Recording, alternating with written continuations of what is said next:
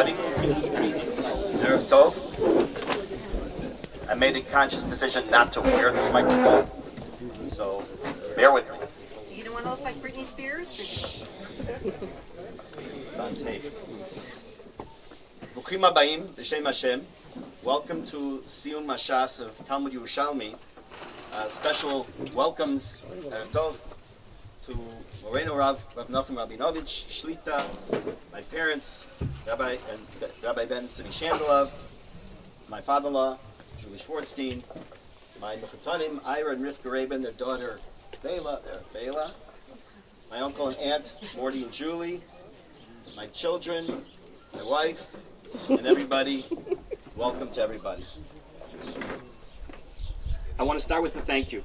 The thank you is to Kadosh Baruch Hu, who is mezakeh me to finish the Shas Yerushalmi, and to be Makir Tov, I have to tell you in one sentence that I had attended a Kenes Yerushalmi at the Yeshiva at Birkat Moshe 5 years ago, and as a result I was inspired to learn Yerushalmi, and more on that later, and it's truly thanks to the Yeshiva and to Rosh Yeshiva for having held that conference at Kenes in the Yeshiva that gave me the inspiration.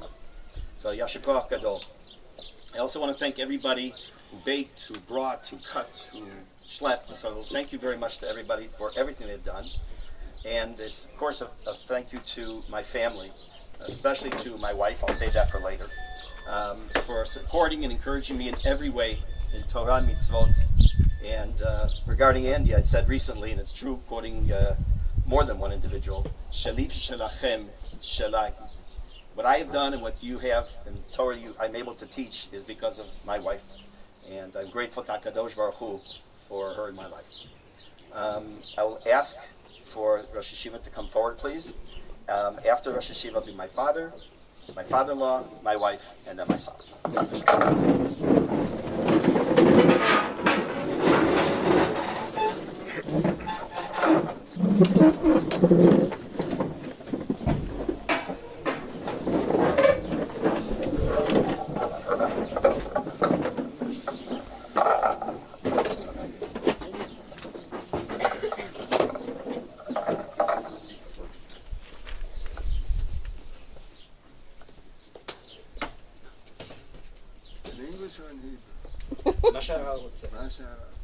אני רוצה בעברית. בסדר. מה הציבור רוצה? רוב רובם באנגלית. רוב רובם. כן. באנגלית או רוצים אנגלית? טוב, אז אולי נעשה צירוף של שמות. First of all, it's a very unusual and special occasion to celebrate a Siyum the whole Yerushalmi, and I want to congratulate Rabbi Shandalov and all of us for the opportunity to participate in such a special Siyum. Normally at a Siyum one discusses the last sugya in the text, but I'm not sure that you're making a Siyum on the last Masechet. So I will save that for another occasion. But I'd like to point out that there's a special significance to the date on which we celebrate this Siyum. You are all familiar with the fact that we count Sphira every day, and the Sphirot are listed as representing concepts which are fundamental to Jewish belief. Chesed, Gvura, Tiferet, Netzach, Od, Yesod, Malchut. Now it's not an error or a coincidence that this gathering and this Siyum takes place under the fifth midah, right? Chesed, Gevurah, Tiferes, Netzach, Hod, Yesod, Malchut. Yesod and Malchut are still ahead of us, but Hod is what characterizes today. Hod, majesty. And I think that we can see the realization of Hod of HaKadosh Baruch Hu just by looking out. Instead of looking at me, you turn your head, look out and see the valley and see the buildings, all this kind of up there. And when I came here, there was a complete desert. Nothing, there was not a tree, nothing at all. Even wild animals were running around. And Baruch Hashem, see what we have acquired. We have reached the level of Hod. Majesty. But it's important to note that following on Hod is Yesod, and then Malchut. Malchut, of course, represents the kingdom of the Rebbeinu Shalom. We look forward to that. But it requires Yesod, firm foundation.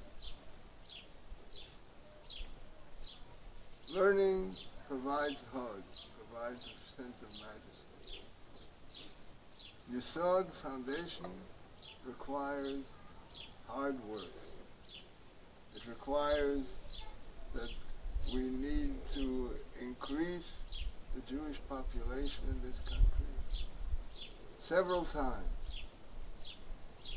Most of our problems would be eliminated if we had twice as many Jews here as we have now. And this is a challenge which every one of us has to feel is addressed to him. We are still engaged in Yesod, in building the foundations of Medinat Israel. The Torah that we will hear today is Hod, the majesty. The foundations will be, we hope, realized in the lifetime of all of us, and mainly the Mareach of Bayit of Shendelot. We wish you that the next Siyum you make will see the population of Ma'aleh Adumim doubled and tripled, and there will be ultimately the fulfillment of Malchut Shamayim, and we should all be zecher to celebrate Malchut Shamayim b'Meirav Yamein.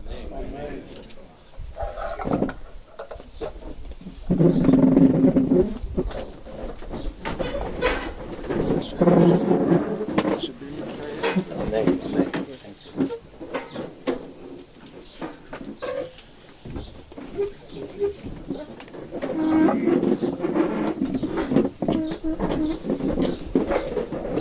Before I ask my father to come up, just one quick note. I forgot to mention before, two things. Number one, I want to take this opportunity to publicly wish my mother-in-law, Refuah Shlema, who's currently in Shar Tzedek, Refuah Shlema. She should be back here at Hod Adumim, Carl. And secondly, you'll see that there's wine on the table in the front. Two of the bottles are Kedushat Shvi'it, so just make sure you recognize that if you do have the Kedushat Shvi'it wine. Simcha Avimori.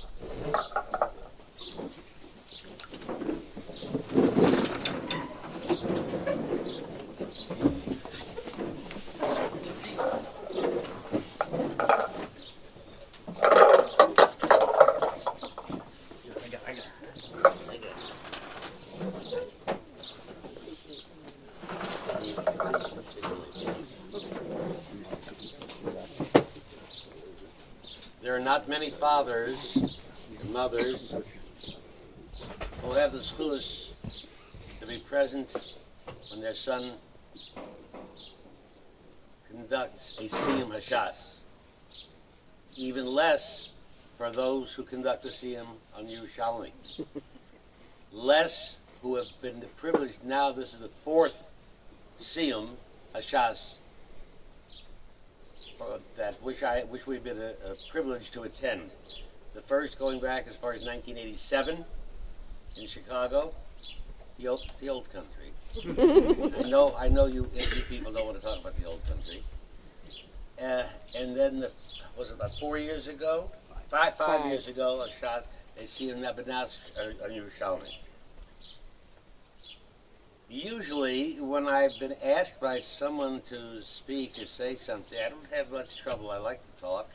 I don't know necessarily say much, but I do. Well, that's common to many speakers. But when it came to this Siyum, for some reason I've agonized for weeks over exactly what I want to say. And when I was here on Shabbat, I looked out there at the FS Sheva area, and I couldn't, in one hand, I couldn't concentrate on anything. It's just so beautiful, as the Rosh Hashiva has pointed out, just looking out here. And yet, it sort of gave me an impetus for what I wanted to say, not what I should say, what I wanted to say. And I'm caught in between Hashas because, but it's a breeze. You know, sometimes you have to say, well, last week's Parsha or this week's Parsha? What are you talking about? No problem. Last week was here. Next week is mine. They're both close-side. So it works out easily for me. I just wanted to tell you something that struck me. And I feel. Move this, please. I don't. Do you hear me? Yes. Yeah. No. He hasn't changed since Chicago, I guarantee you. Correct. Very good. After the beginning of the Parsha, Rabbonu Shalom, God promises Bnei Yisrael, if you'll do one little thing, just keep my mitzvahs, just do what I ask you to do, you're going to reap all types of reward. Abundant harvest, one harvest period leading to another harvest period. Everything is going to be beautiful. You're going to eat. Not only will you have food just enough, but it'll be l'sova. You're going to be filled to the top. What a bracha! And suddenly, but the next pasuk adds v'nasate shalom. As Rashi points out, people might say, "Look, I've got parnasa, I've got food, I've got family, I've got a beautiful home." But if there's no shalom, there's no life, and that's why we were promised shalom. But my approach today is, everybody, when you think of shalom, give me the opposite of shalom. Opposite, what's the opposite of shalom? War. But there are different types of shalom. We talk about shalom bayis. We talk in English about peace of mind. We speak about being at peace with oneself. This is all a type of shalom. And here is where I borrow something from a beautiful sefer. I don't know how many of you have ever heard it. There was a Rav in Chicago. He died about 25 years ago. Rav Menachem B. Sachs, who was a son-in-law of the late Rav Tzvi Pesach Frank. And he has a set of Sfarim called Menachem Siyum. And he has, what's beautiful about this is that many Sfarim of this type go on for pages and pages and pages till they get to the point. He's very succinct in what he has to say. And what he has to say is a very interesting comment. Because it makes me think, when I look at my son and his family, all of you here today, I think that Rabbonu Shalom has bestowed upon them that type of a peace, a true peace. And I've discovered something. And Rav Sachs points out, it's very interesting. He says as follows. There's a Gemara in Yuma that says, when a person is saying Shemona Esrei, at the end of Shemona Esrei, just before he finishes the ultimate pasuk sentence, he's required to take 3 steps back. Then he says, then we say, Osa Shalom. And he explains very beautifully.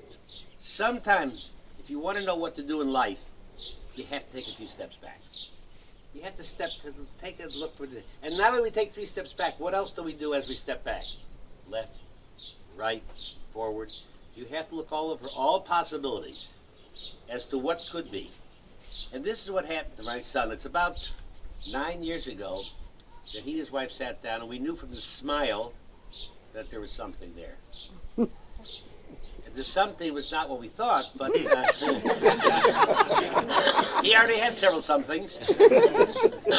But he suddenly told us, not that he's thinking, dreaming, or thinking, but we are building in a place called Maladim. Where? Maladim. Is that next to West Rogers Park or Skokie or Lincolnwood? No, not exactly. And I think that he saw himself, without any safer from Rev Sachs, that in order to achieve this real peace in life, he had to take a few steps back. I want to tell you, he had a beautiful shul, a half a block from his house, no hills going or coming back, none. He taught at a wonderful day school. His mother and father lived 2 blocks away. His brother lived back to back with him. He was even had brothers so good that this one here would call him and say, "Come over, I don't want to get the remote, come over and change my TV channel." He had a sister living 3 blocks away, and the whole family, all there, we're all there. But he took a few steps back. And he looked around, and he looked right, and he looked left. And he looked at not what he had, but what he needed. And I want to close with something that I learned here in Israel from the most well-known educators, the most incisive thinkers in the country. You're cab drivers. Oh, you've driven cabs in Israel. They're all philosophers. They all know what's wrong with the world. But there's something, I want you to listen carefully. In the United States, you want a cab, the driver rolls down the window, he says to you what? He says, "Where do you want to go?" Right? Not Israel. He says, "La'an ata tzarich." Where do you need to go? Not where do you want to. Where do you really need to go? And this is what I learned. This is what my son and his wife and their family said. La'an ata tzarich. Where do you need to go? So I congratulate you on your foresight, your hindsight, and we wish you all the best. And may we join you at many more tzmachot and Siyum the next time around. Amen.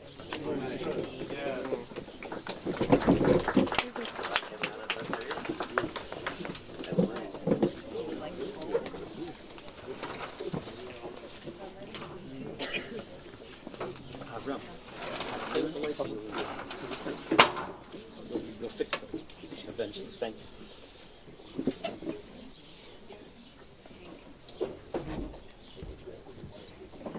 I'd like to call my father-in-law, Mr. June Schwartzstein, to say a few words.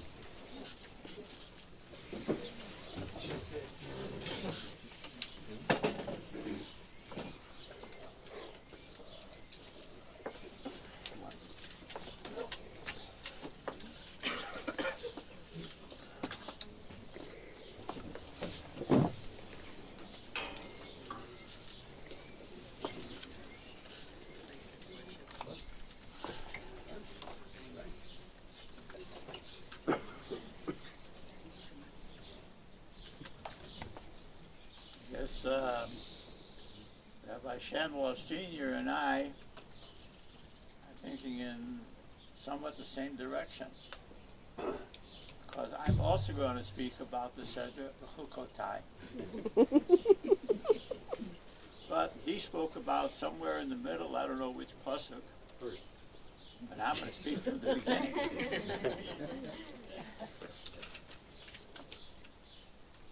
Im B'chukotai mat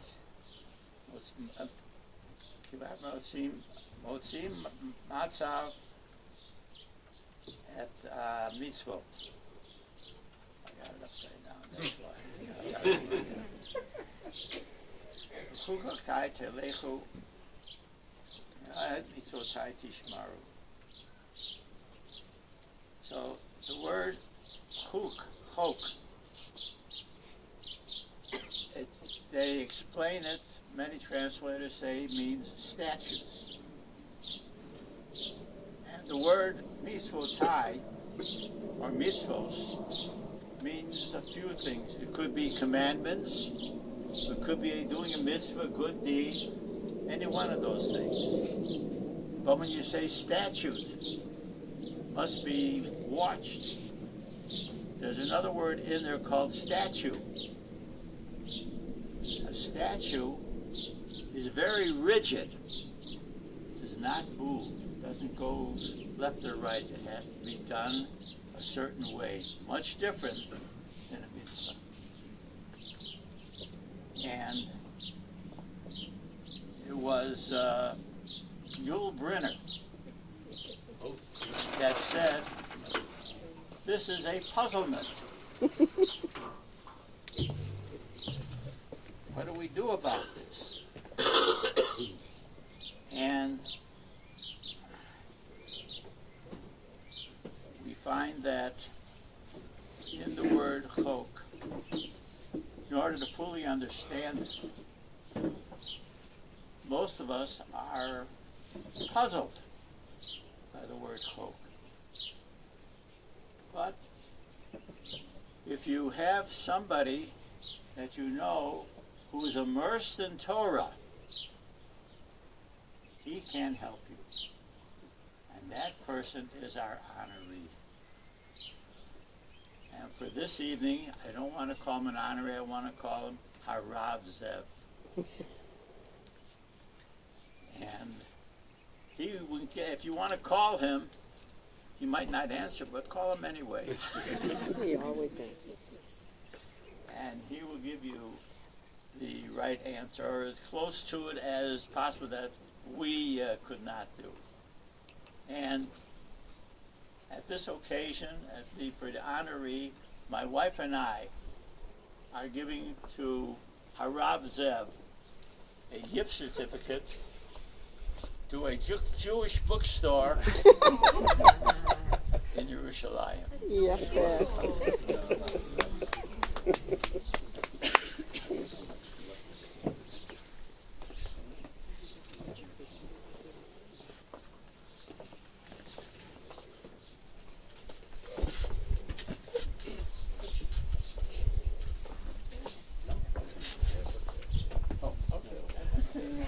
Next. Okay. Well, this is a nice stender. Thanks to Victor. Thank you, Victor. I know he's here somewhere, so. Anyways, Birshut HaKahal HaKadosh, all the Rabbeim, Rabbanim who are here, all the relatives. My husband already named you all, so I don't have to repeat it and take up more time. And we're very happy that everybody's here and able to join us. I almost didn't join us, but no. Baruch Hashem. I usually am more prepared. I wrote a few little notelets along the way last week, but when my mom went into the hospital Sunday afternoon, I hadn't finished everything, and I've been writing things either on the bus, sitting next to her with my eyes half closed, and so it's a little bit, I didn't practice anything, so it's not going to come out as polished as I usually speak, right? Anyways, we are very happy that we have the family here, and in particular, my husband decided to make this Siyum now because his parents usually make their trip to, please, whoever it is, to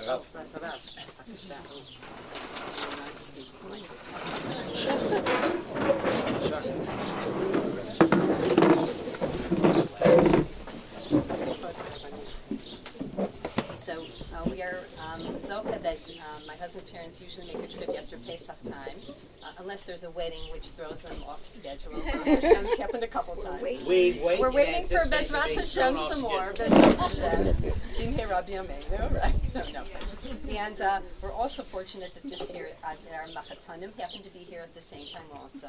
So welcome to everybody and all of our friends, and thank you in advance. I know my husband, thank you all for who helped, offers of help, the chairs, the tables, which my husband schlepped by himself because he thinks that he's a lot younger than he is. No, he says he can put the sukkah by himself. Certainly he can schlep a bunch of, 16 tables or whatever and 80 chairs? Sure, why not? No, but thank you, and thank you all who brought all the things. We appreciate that. They will be coming out shortly, Bezrat Hashem.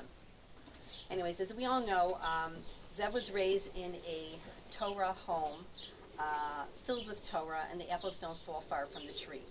And speaking of tree, the invitation that went out to everybody was the Eitz HaChaim, Eitz Chaim Hi L'Machasikim Ba, referring to the Torah, that it is a tree of life for those who hold on to it. V'somchehem me'ushar, and those who support it are fortunate. And we know Zev's family has always been a Torah home, filled with Torah. His dad always worked in Torah institutions along the way, Camp Mosheva, Hebrew Theological College, Scott Yeshiva, Chicago Rabbinical Council, So his home was always filled with Torah, and of course Israel also. The rest of his family also. Everybody is somehow involved in Jewish education. And Zev is constantly involved in Torah. He has a chavrusa, Baruch Hashem, as we learned with our brother-in-law, my twin sister Sandy's husband Steve back in Chicago. He made a chavrusa with another Steve here, Steve Lightman. She learns with every Shabbos. And if they can't make it every Shabbos, they try to make it, usually it's after the early minyan. That's one of the reasons my husband wakes up so early every day of the week, even on Shabbos, so they can go and learn after they go to daven. And he, after a brief stint in a little bit of touring and helping out with some groups, my husband turned to his passion in all education and teaching Torah, learning Torah, teaching to adults, teenagers, youngsters, all throughout. And his family has always supported him in his Torah learning, and his family, both the one he grew up with and the one he has helped grow, and even giving those wonderful divrei Torah every Shabbos meal, which we know our girls look forward to every Shabbos. And the Torah Eitz Chaim, it's inspired my husband and the family for us to move, and where he continues l'hachzik b'Torah, and he supports Torah here, and he teaches to young and old alike. And he's fortunate that he's found his calling in teaching Torah. And his students are very fortunate they have him for a teacher. And he supports and spreads Torah, and it supports him. I refer to my husband a lot as one of the unofficial Anglo rabbis of Mitzvah Nevo. And Baruch Hashem, many people turn to him for assistance in all kinds of matters. And he is happy to help, no matter what. He will always give you the time of day and then some.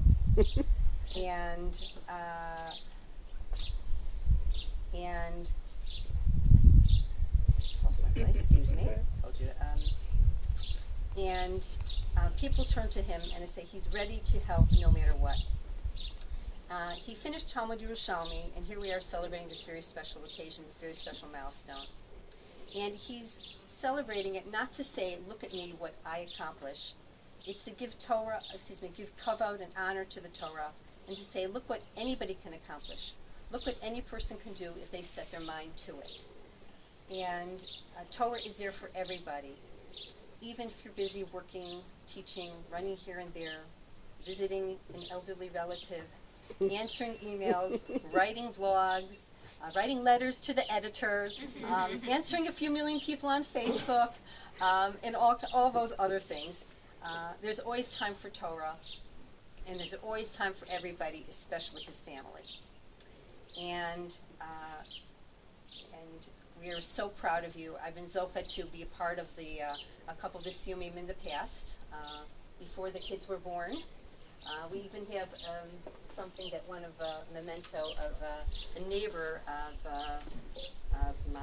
the Chandler family in Chicago had given them. They're both unfortunately passed away now. That they gave him in the honor of his Siyum in 1987, was it? So yeah. So a lot of smachot, a lot of continued learning. And as in my mother-in-law's house, always make new friends but keep the old. One is silver and the other gold. You've made a new friend with Talmud Yerushalmi, but we know you'll continue keeping a friend of Talmud Bavli, and continue learning and continue teaching, and continue to be being a source of Torah for our family, for the entire community. And we're very proud of you. What you do, continue to do, and Bezrat Hashem, we know you will continue to do in the future.